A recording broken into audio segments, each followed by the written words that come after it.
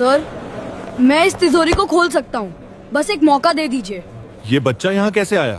पूरा म्यूजियम ठहर गया। अमेरिका से आया बड़ा टेक्नीशियन भी हंस पड़ा। ये तिजोरी मुझ जैसे महान टेक्नीशियन से नहीं खुला। तू इसको क्या खोलेगा बे? जा, अगर तूने इसे खोल दिया, वह बोला, तो मैं तुझे 1 करोड़ दूंगा। हंसी गूंजने लगी, कैमरे चमकने लगे Sir, और I बीच can में खड़ा open था this vault. फटे Just कपड़ों give में me एक one दुबला chance. सा गरीब बच्चा। यह तिजोरी कोई आम तिजोरी नहीं। 5 साल पहले एक पुराने खंडहर से इसे निकाला गया था। कहा जाता था कि इसके अंदर किसी प्राचीन राजा का खजाना है, लेकिन दिक्कत यह थी, तिजोरी खुल ही नहीं रही थी। आधुनिक मशीनें फेल हो चुकी थीं, लेजर, ड्रिल, एक्सरे सब बेकार। आखिरकार अमेरिका से एक स्पेशल टेक्नीशियन बुलाया गया, लेकिन वह भी इसे नहीं खोल पाया। लेकिन उस गरीब लड़के ने वह जो कारनामा किया, उसे देखकर अमेरिका के बबे से बबे दिग्गज भी हैरान रह गए। जानने के लिए बस आखिर तक देखते रहिए दोस्तों। आज म्यूजियम खचाखच भरा था। इतिहासकार, अधिकारी, मीडिया और कोने में खड़ा था आरव, एक सफाई कर्मचारी का बेटा। उसका पिता म्यूजियम में रात की सफाई करता था। आरव अक्सर उसके साथ आ जाता था, चुपचाप कोनों में बैठकर पुरानी चीजें देखा करता। आज भी वही हुआ। जब टेक्नीशियन ने हार मानते हुए कहा, यह तिजोरी शायद कभी नहीं खुलेगी, तभी वह आवाज आई, सर, मैं खोल सकता हूं। सब पलटकर हंस पड़े। ये बच्चा, सफाई वाले का बेटा? गार्ड उसे हटाने आए, लेकिन बच्चे की आंखों में डर नहीं था, सिर्फ यकीन। जिस हॉल में अभी कुछ सेकंड पहले तक कैमरों की फ्लैश चमक रही थी, लोग हंस रहे थे, विदेशी एक्सपर्ट अंग्रेजी में कुछ समझा रहा था, अचानक वहां सन्नाटा छा गया। सबकी नजरें एक ही दिशा में घूम गईं। वहां खड़ा था फटे कपड़ों में, चप्पल घिसी हुई, दुबला सा एक गरीब बच्चा, उम्र लगभग 13-14 साल, चेहरा धूप में जला हुआ, बाल बिखरे हुए, लेकिन आंखें बिल्कुल स्थिर। अमेरिका से आया बड़ा टेक्नीशियन, जो अभी अभी बड़े कॉन्फिडेंस के साथ यह घोषणा कर चुका था कि यह तिजोरी अब कभी नहीं खुलेगी। पहले तो चौंका, फिर उसके चेहरे पर व्यंग्य की मुस्कान आई। उसने गले में लटका अपना महंगा ईड कार्ड उंगलियों से उछालते हुए कहा, ये मुझ जैसे महान टेक्नीशियन से नहीं खुला, तू इसको क्या खोलेगा बे? भीड़ में हल्की हंसी दौड़ गई। कुछ पत्रकारों ने कैमरे उसकी तरफ घुमा दिए। नया तमाशा शुरू हो गया है वाली भावना के साथ। कुछ अधिकारी बड़बड़ा उठे, सिक्योरिटी कहां है? बच्चे को यहां किसने घुसने दिया? गार्ड उसकी तरफ बढ़ गए उसे हटाने के लिए, लेकिन बच्चा अपनी जगह से हिला नहीं।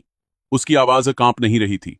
उसने दोबारा कहा, सर, अगर आपने मुझे एक मौका दिया, मैं ये ताला खोल सकता हूं। अगर न खोल पाया तो आप मुझे बाहर निकाल दीजिए, लेकिन एक बार कोशिश तो करने दीजिए। एक अधिकारी ने झूंझलाकर कहा, यह कोई खेल नहीं है, यह राष्ट्रीय धरोहर है। 5 साल से दुनिया भर के एक्सपर्ट लगे हैं इस पर। यह बच्चा क्या कर लेगा? अमेरिकन टेक्नीशियन को शायद इस पूरे दृश्य में मजा आने लगा था।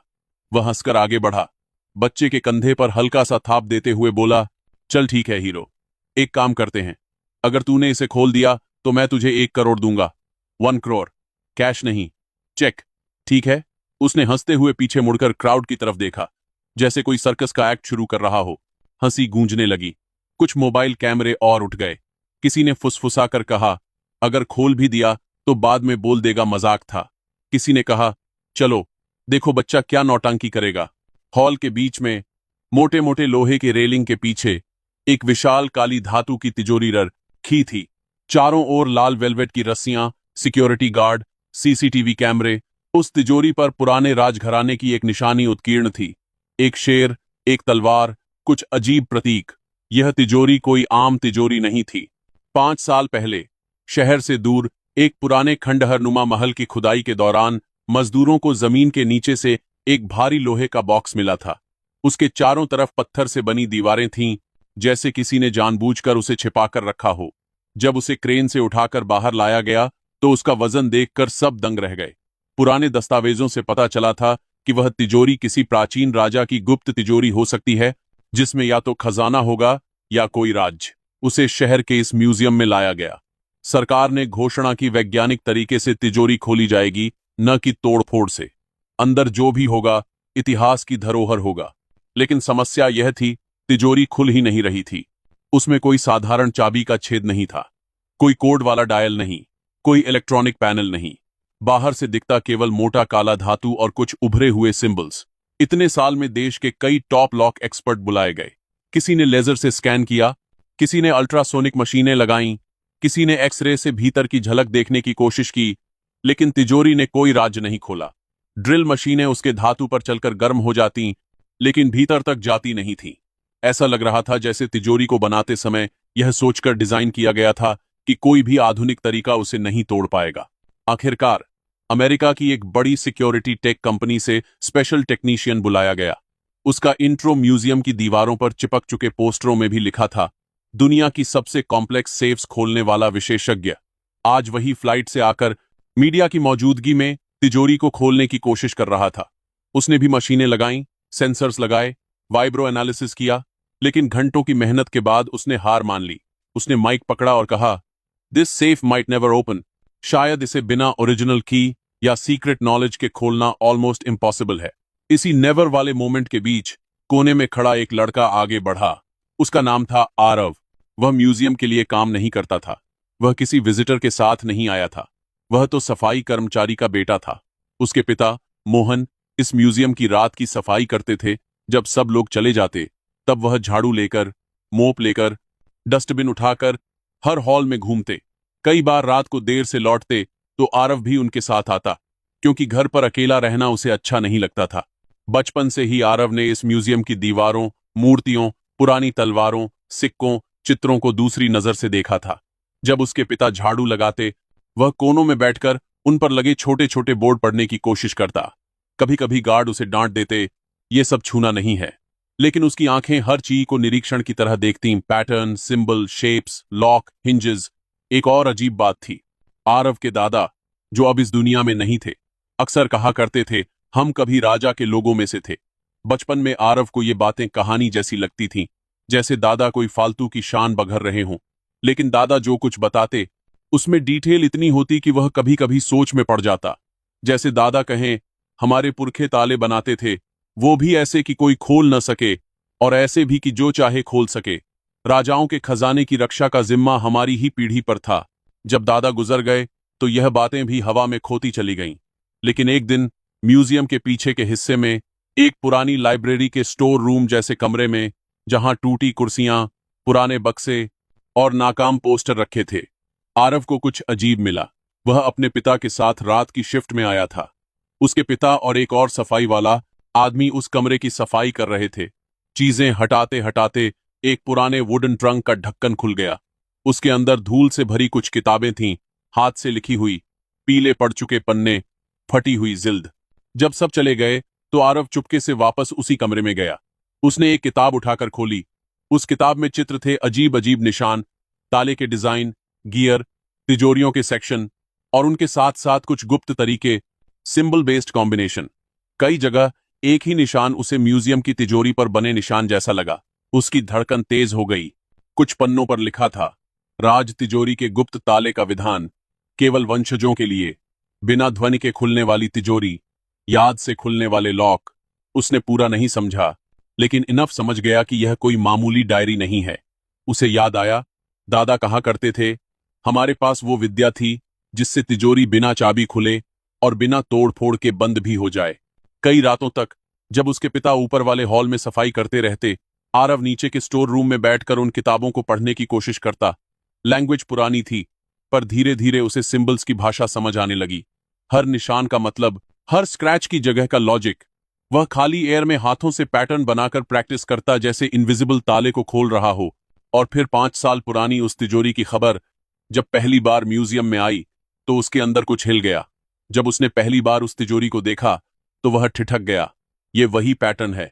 तिजोरी पर बने कुछ निशान, कुछ कॉर्नर कट्स किताबों के डिजाइन से मिलते जुलते थे। उसी दिन से उसके दिमाग में एक पागल सा विचार घूमने लगा, क्या ये वही राज तिजोरी हो सकती है जिसकी बात दादा किया करते थे? क्या हमारे पूर्वजों ने यह लॉक बनाया था? वह घर आकर नोटबुक में स्केच बनाता, रात को किताबों से सिंबल्स कंपेयर करता। धीरे धीरे उसके दिमाग में पूरा ताले का नक्शा बनता गया। उसे समझ आया कि यह कोई रैंडम ब्लॉक ऑफ मेटल नहीं, यह inner locking plates, sliding wages और वेट बेस्ड मैकेनिज्म्स का जाल है, जो कुछ खास जगहों पर हल्का दबाव डालने से अनलॉक हो सकते हैं। लेकिन यह सब केवल थ्योरी थी, उसे प्रैक्टिकल करने का मौका नहीं था। आज जब फॉरेन टेक्नीशियन ने हार मानते हुए कहा, यह तिजोरी शायद कभी नहीं खुलेगी, तब आरव के अंदर कुछ टूटने को आया। उसे लगा जैसे उसके पुरखों की विद्या को किसी ने बेइज्जत कर दिया हो। उसी इंपल्स में उसने आवाज लगा दी, सर, मैं खोल सकता हूं। अब वह इस मुकाम तक पहुंच चुका था कि या तो वह पूरी तरह पागल कहा जाएगा या इतिहास बदल देगा। अमेरिकन टेक्नीशियन ने मजाक में चैलेंज दे दिया। भीड़ ने तमाशा मान लिया। अब सबकी निगाह बीच में खड़े बच्चे पर थी। आरव धीरे धीरे आगे बढ़ा। उसके पिता भीड़ के पीछे से भागते हुए आए। अरे बेटा, तू क्या कर रहा है? ये सब बड़े लोगों का काम है, नीचे उतर जा। लेकिन अब बात पिता बेटे की नहीं रही थी।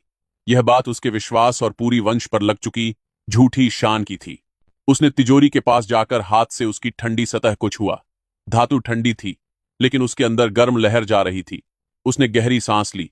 उसने किसी मशीन की मांग नहीं की, न कोई हथौड़ा, न कोई टूल। सबको लगा कि अब ये बच्चा किसी फिल्म जैसा कुछ करेगा, दोनों हाथ फैलाकर आंख बंद करेगा, मंत्र वगैरह बोलेगा। लेकिन उसने कुछ भी ऐसा नहीं किया। उसने बस अपने हाथों की उंगलियां तिजोरी की सतह पर रखीं, ऊपर बने सिंबल्स को हल्के से छुआ, जैसे उन्हें पहचान रहा हो। उसने तिजोरी के एक साइड पर, किनारों के पास, उस जगह हाथ रखा जहां हल्का सा उभरा हुआ हिस्सा था जो आम आदमी की नजर से छूट सकता था। लेकिन किसी ट्रैक्ट एंड आंख से देखो तो वह फालतू नहीं लगता। उसने पहले उंगलियों से कुछ खास जगहों पर हल्की थाप दी, धक ढक, जैसे किसी इनविजिबल पैटर्न के हिसाब से। धातु के अंदर कहीं से हल्की हल्की गूंज आई। फिर उसने दोनों हाथों से दो अलग अलग जगहों पर एक साथ दबाव डाला, फिर छोड़ा, फिर तीसरी जगह पर हाथ रखा। उसका पूरा अटेंशन उन किताबों की याद में था। पहले ऊपर वाली प्लेट, फिर नीचे का वेज, फिर दाहिने की स्लाइड। मीडिया वालों को यह सब धीमा और बोरिंग लग रहा था। कुछ ने कैमरा नीचे कर लिया। कुछ नहीं होगा, बस टाइम पास है। कोई विस्पर कर रहा था, देखना, थोड़ी देर में गार्ड इसे हटाएंगे। हॉल में केवल कुछ लोगों की सांसें सच में रुकी हुई थीं। उसके पिता, कुछ पुराने कर्मचारी जिन्होंने उसे रात को लाइब्रेरी में बैठा देखा था, और शायद वह इंजीनियर जो वंडर से देख रहा था कि यह लड़का रैंडम नहीं, बहुत खास पैटर्न के साथ टच कर रहा है। आरव ने आखिरी बार तिजोरी के एक किनारे पर हथेली रखी और बहुत हल्के लेकिन स्टेडी प्रेशर के साथ कुछ सेंटीमीटर स्लाइड जैसा मोशन किया, जैसे इनविजिबल लॉक को अपनी जगह से खिसका रहा हो। क्लिक! एक बेहद हल्की आवाज आई, इतनी हल्की कि कुछ लोगों को तो सुनाई ही नहीं दी, लेकिन जो तिजोरी के पास खड़े थे उनके कानों ने उस आवाज को पकड़ लिया। फिर अंदर से किसी भारी चीज के सरकने की आवाज आई, गुड़ गुड़ गुड़, जैसे कोई मेटल प्लेट नीचे की तरह गिर रही हो। अगले ही पल तिजोरी का भारी द्वार थोड़ा सा अपने आप आगे की तरफ झुक गया। किसी ने धीरे से धक्का दिया और तिजोरी का दरवाजा खुल गया। पूरा म्यूजियम सन्न हो गया। कुछ सेकंड तक तो किसी को समझ ही नहीं आया कि हुआ क्या है। फिर अचानक कैमरों की फ्लैश एकदम तेज हो गई। भीड़ में एक वेव की तरह शोर उठा। खुल गई, तिजोरी खुल गई। किसी ने चिल्लाकर कहा, इम्पो एस साइबल। किसी ने अविश्वास में अपने सिर पर हाथ रख लिया। अमेरिकन टेक्नीशियन के चेहरे का रंग उड़ चुका था। वह तिजोरी के पास दौड़कर आया, दरवाजे के जोड़, हिंजेस, लॉक मैकेनिज्म को देखने लगा। उसने अंदर झांका, फिर बाहर देखा, फिर बच्चे की तरफ। अंदर सोना नहीं था, कोई चमकता हुआ डायमंड, कोई सोने के सिक्कों का ढेर, कोई जेवर, कुछ नहीं। अंदर थे चमड़े की पुरानी थैलियां, तांबे के cylinders, rolled up parchment, seal लगे डॉक्यूमेंट्स, राजवंश की मुहरें, कुछ दुर्लभ मुहरें और कुछ मेटालिक प्लेट्स जिन पर लिपि खुदी हुई थी। इतिहासकारों के लिए यह सोने से ज्यादा कीमती था। एक सीनियर हिस्टोरियन ने शेकी हाथों से एक डॉक्यूमेंट उठाया, उसकी राइटिंग देखी, सील देखी और भावुक होकर बैठ गए। ये तो उसी राजवंश की ओरिजिनल लैंड ट्रीटीज लग रही हैं। ये तो उस समय की असली मुहर है जिसकी सिर्फ किंवदंती बची थी। ये तो पूरी इतिहास की किताबें बदल सकती हैं। किसी ने कहा, हमने सोना खोजा था, हमें इतिहास मिल गया। अमेरिकन टेक्नीशियन, जो दुनिया भर में अपने टूल्स और कोड से ताले खोल चुका था, धीरे से बोला, ये असंभव है। There was no visible keyhole, no code, no combination input. How did you? Aarav ने बस इतना कहा, सर, ये ताला मशीन से नहीं, याद से खुलता है। इसे जब बनाया गया था तब उसके तरीके एक खास किताब में लिखे गए थे। मेरे दादा कहा करते थे, हमारे पूर्वज ताले बनाते थे। मुझे लगा शायद वही लोग इसे बनाते होंगे। मैंने बस वही पैटर्न अप्लाई किया जो उस पुरानी किताब में था। उसके शब्द सिंपल थे, पर उनके पीछे पीढ़ियों की नॉलेज खड़ी थी। वह सिर्फ अपनी नहीं, अपने दादा, परदादा और उनकी दुनिया की बात कर रहा था, जिसे राजा के लोग कहकर भुला दिया गया था। सरकार ने तूफानी गति से प्रेस कॉन्फ्रेंस बुलाया। बच्चे को मंच पर बुला या गया। उसके फटे कपड़ों को देख कुछ लोगों ने कहा, पहले इसे अच्छे कपड़े दो। लेकिन आरव उसी कपड़े में हल्का सा डर और गर्व एक साथ लिए स्टेज पर खड़ा था। एक अधिकारी ने घोषणा की, आज इस बच्चे ने सिर्फ एक तिजोरी नहीं खोली, उसने हमारे इतिहास का एक बंद कमरा खोल दिया है। सरकार उसकी पढ़ाई की पूरी जिम्मेदारी लेगी, उसे स्कॉलरशिप दी जाएगी, चाहे वह इंजीनियरिंग पढ़ना चाहे, उसे गार उन पर बिहार की हिस्ट्री या साइंस जो भी। और वो 1 करोड़ हॉल के कोने में खड़ा अमेरिकन टेक्नीशियन, जो अब तक थोड़े शौक में था, धीरे धीरे आगे बढ़ा। उसके हाथ में एक चेकबुक थी। उसने माइक की जरूरत नहीं महसूस की। उसने सबके सामने चेक पर अमाउंट लिखा, 1000, और बिना एक शब्द बोले वह चेक आरव की तरफ बढ़ा दिया। मैंने चैलेंज दिया था। उसने धीमी आवाज में कहा, मुझे अपना शब्द निभाना है। कभी कभी किसी कल्चर की नॉलेज किसी भी मॉडर्न टेक्नोलॉजी से बड़ी होती है। आरव के पिता के हाथ कांप रहे थे। उन्हें समझ नहीं आ रहा था कि ज्यादा वजन किसका है, उस चेक का, उस पल का, या अपने बेटे के कंधों पर अचानक आ गिरी उम्मीदों का। लेकिन असली बात पैसे की नहीं थी।